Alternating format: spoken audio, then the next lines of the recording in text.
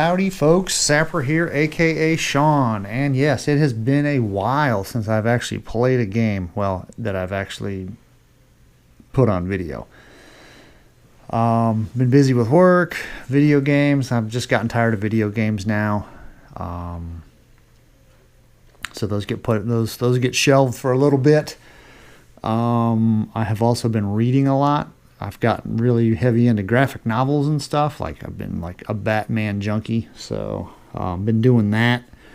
But yeah, I figured it's time to start playing some games. And here this is, if for those of you that don't recognize it, this is Hexplore It. This is my second game. The first game was a learning game. I started to video it, and it was just was me babbling on and not making sense. I was like, you know what, let me play this once through and get a good feel for it. So I just did basic game stuff. I did not, so this is the first expansion. This is the Valley of the Dead King, or a first expansion. This is the first book one, act one, whatever you want. I think they're acts. So this is the first one. I think there are a total of, there's 4 of them. The Valley of the Dead King being the first one. The second one is the Forest of Adamom or something like that. I can't remember. The third one's Sands of Shurax, which I do own. And then the fourth one is, I don't remember, but it's got a vampire theme to it. So I have basically I have 1 and 3. I did Kickstart or Backer Kit or Game Found, or who knows. There's so many of those things out there. I did back it. That's how I got the first one, because the first one's out of print. So this is the second printing or second edition or whatever. And then the Act 2 hasn't shipped yet, so that'll be coming one of these days. And then I have Act 3. Haven't purchased Act 4. But this is it's very customizable. It's very modular, hex crawl type game. Let's see. So here's the map setup. You can set the map up any way you want. They're basically, these tiles. They're larger tiles. I don't really want to take them apart, but you have 4 larger ones. You can kind of see me moving that one. So you can put them together in any way you want. This is my party. So we start here. The Dead King is not on the board yet. It's randomly determined. My party consists of 3 characters. I played with 2 the first time. There's not really any kind of scaling in the rules. So like when you fight bosses and stuff, and you can see like these skulls. These are like boss encounters. And the higher the number, the harder the boss is. So you have 1 over here, that's the easiest boss, and then it goes up to 9. Yeah, he might not be showing up yet, but yeah, I don't think 9 might be on one of these randomly flipped tiles. But they go up to 8 or 9, and of course the higher number the boss, the more difficulty is. And they don't really scale, right? So I'm playing with 2 characters, and I didn't fight the Dead King, which is the final boss. I decided to fight boss like number 8, which is a frozen worm or frozen dragon. It's called the Crowvern. I got my butt kicked. So I figured, okay, that's good. That was a good run through to basically see how the game goes. And I decided once my 2 characters died that I was going to go ahead and start again. So I decided to have a party of 3. I think you can have up to a party of 4. So let's kind of take a look at what we got here. It looks like, okay, so what you do is you pick a class, which is the big card. So here's the big card, and then you pick a race, which is the smaller card.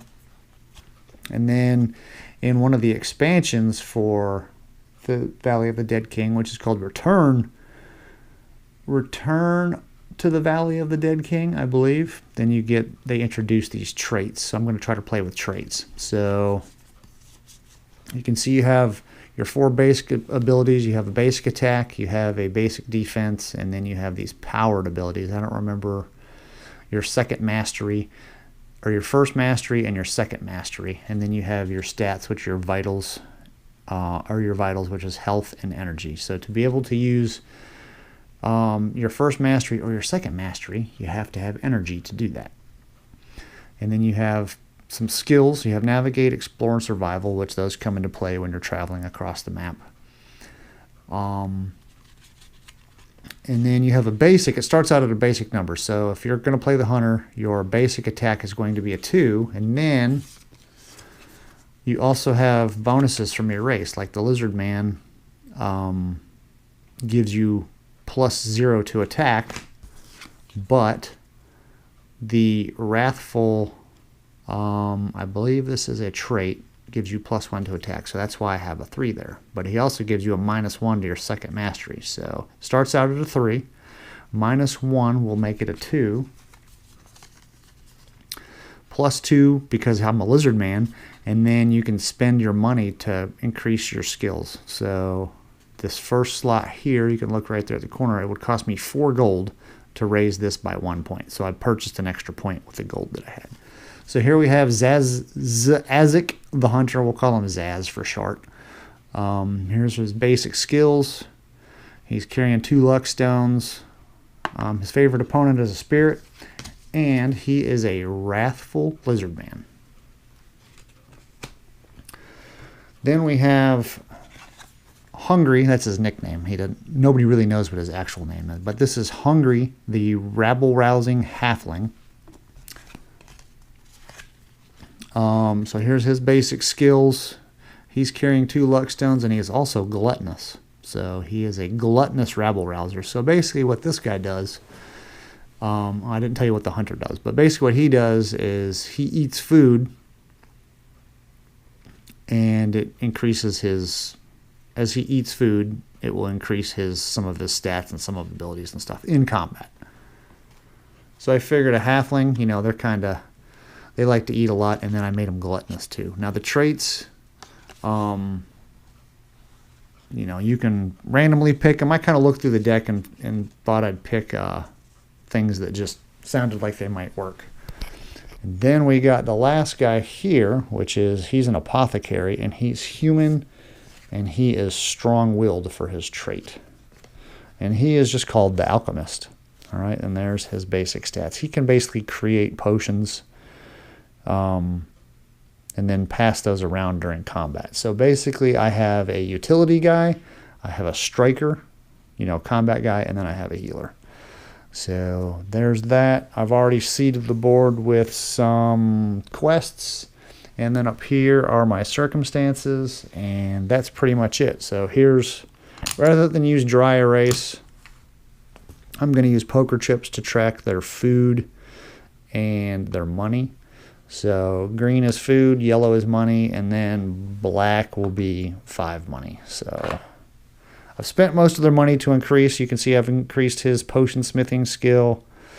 The rabble rouser, I increased his impressive belt skill. I increased his survival skill. When you're traveling, you have to roll for survival, and if you roll under that number on a 10-sided die, you don't consume food because you were able to find food. Well, since this guy uses food in combat, I figured, and you can see his stack of food is pretty high as well. So he's going to go through food a lot, so I increased his survival by a little bit. The hunter, I increased his hunter's precision and his ensnare ability a little bit. So there we go. That is Hexplore it, or at least my initial setup. So what we want to do, the goal of the game is this guy, this is the dead king. He's eventually going to come into play, I believe, at the end of each turn. You roll the 6-sided die, and on the first turn, if you roll a 6, he comes into play. If you do not, the second turn on a 5 or 6, the third turn 4, 5, or 6. So he's going to come in play within 6 turns, and then he runs around the world. He enters play someplace, and his goal is to destroy all the cities. The cities are the white hexes. I believe there's 6 of them, right? So we've got 1, 2, 3, 4, 5, and 6. He destroys all the cities, and then once he's destroyed all the cities, then he tracks you down. And of course, his movement increases the more cities he's destroyed. So I think his movement is a 1+1 per city he's destroyed. So at 6 cities destroyed, he'll have a movement of 7. I think it's 1 plus. I know it's +1 per city destroyed, but I think his movement starts out at 1. So he's kind of slow, and then he gains strength. And you can go back and try to reconquer the cities to buy yourself time, so that you can increase your skills and increase your abilities. Because you can use money to increase these, and then as rewards, quest rewards and stuff, you can also increase these numbers as well. But yeah, so eventually we need to confront the dead king. That's kind of what it boils down to, right? Like, you can only run from him for so long. And so that's what we're going to do, is we're going to try to see if we can do a little bit better with three characters than we did with 2 characters. Because again, there's no scaling there. There's nothing in the rules. Now, the game is super customizable. It's one of those things where, you know, it would be easily house rulable. Like, you could say, okay, the standard game is 4 dudes, and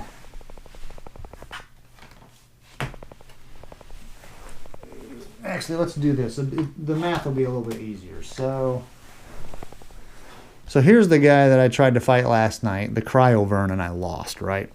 So he has 100 life, and he has 100 energy. And so again, in the rules, there's nothing that says you scale it, right? So his health and energy are going to be the same as if you fight with 1 guy or you're fighting him with 4 guys. But you could probably easily make a house rule that says, okay, if I'm in a party of 4, then these are what his stats are. If I'm in a party of 3, then I could have it 75 and 75. In a party of 2, I could have it 50 and 50, so on and so forth, right? So you can do that if you want. Nothing says that you can't do that. But I chose not to, because I just wanted to see how the game, you know, kind of how the game flowed and all that and how it worked. And then also on the mat here, like game difficulty, you can ratchet it up too if you want, right? Opponent health, energy, and damage modifiers. Once you increase, you can't go back. So I was playing on starter, where there is no change to the vitals or the damage dealt. But if I was going to play it on easy, then a monster would get plus five vitals per hero. So in this game, he would have 15 extra health, and he would deal more damage. And then you could look down here to epic and see that, you know, plus 100 vitals per hero. Like, I don't know who would play that, right? Like, that Cryovern has 100 life, and if I played on epic, then he would have 400 life. It would be ridiculous. I don't know who would want to do that, but you can do that, and the game gives you options to do that, which I think is really cool. So yeah, that's it. Now, you know, also as a caveat, I will, you know, I'm not a rules guy. I'm not a rules channel where I'm going to break down the rules. I guarantee 100% that I will get rules wrong.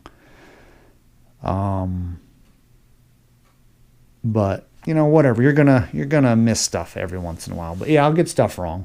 So, because again, I'm not a rules guy. I will occasionally explain a rule or two, and sometimes I might occasionally explain it wrong. But so there you have it. Hexplore it, the Valley of the Dead King. Let's see if we can't kill the Dead King instead of being frozen by the Cryovern, which is what happened last time. So the group of 2 couldn't do it. Let's see if a group of 3 can succeed. Now, whether or not I fight the Cryovern is a whole different story. I was kind of getting tired of the base game as it was, and I wanted to do some other stuff. So I kind of figured if I could beat the Cryovern, I could probably fight the Dead King, and it didn't happen. So I kind of just moved on and started over. But there you have it. Thanks for watching, and we'll see you on the next video.